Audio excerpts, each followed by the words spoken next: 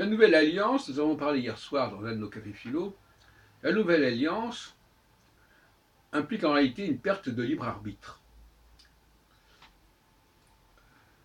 Si on lit le texte, le traité, le chapitre 31 de Jérémie, on voit bien que la nouvelle alliance obéira d'autres modalités, qui ne sont plus celles de la culture extérieure, de l'enseignement extérieur, mais de quelque chose qui est inscrit, qui est gravé en nous. Donc il n'y a plus de question de désobéissance. La question de désobéissance, d'ailleurs, est un langage d'esclaves qui croit que tout est lié à l'obéissance et à la désobéissance. Donc j'en ai déjà parlé à ce sujet.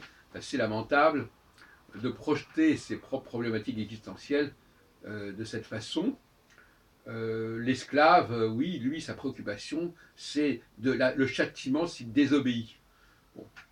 Jusqu'à preuve du contraire, d'ailleurs, comme dans Jean répondait à un juif, la race d'Abraham n'a jamais été esclave.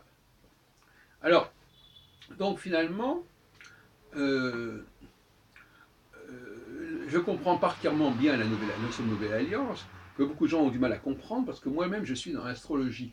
Et l'astrologie, c'est également une forme de perte de libre arbitre, parce qu'il y a des choses qui sont programmées en nous, qui sont engrammées en nous, et qui ne se relèvent pas d'un acquis, mais d'un inné. Donc si effectivement on passe de la philosophie de l'acquis à la philosophie de l'inné, on n'est plus dans la liberté. D'ailleurs, ça renvoie, comme dirait notre ami Jean-Paul l'autre jour, ça renvoie à des problématiques qu'on trouve dans le protestantisme, dans le calvinisme. Nous ne sommes pas, nous sommes par définition, nous ne sommes pas à la merci d'une désobéissance quelle qu'elle soit. C'est quelque chose que nous avons en nous et nous fonctionnons comme nous sommes programmés.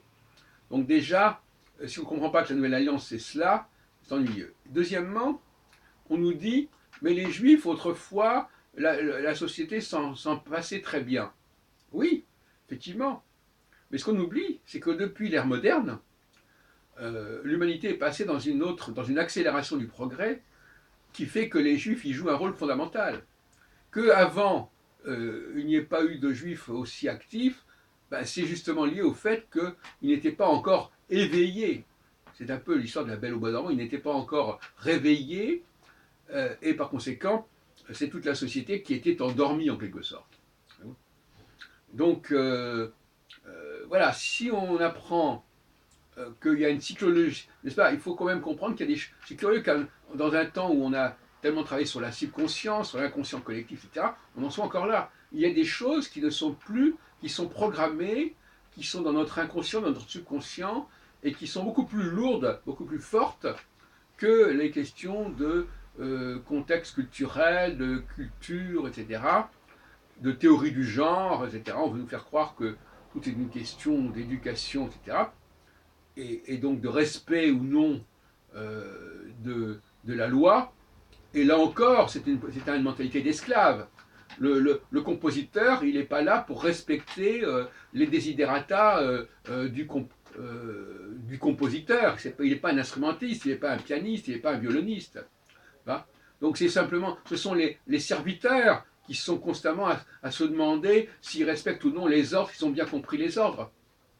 Mais le chef, lui, il n'est pas dans cette position parce qu'il est déjà lui-même programmé.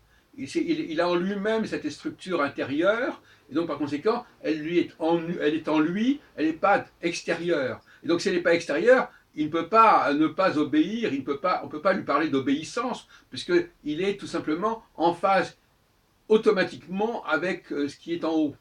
Il est lui-même l'émanation de ce qui est en haut.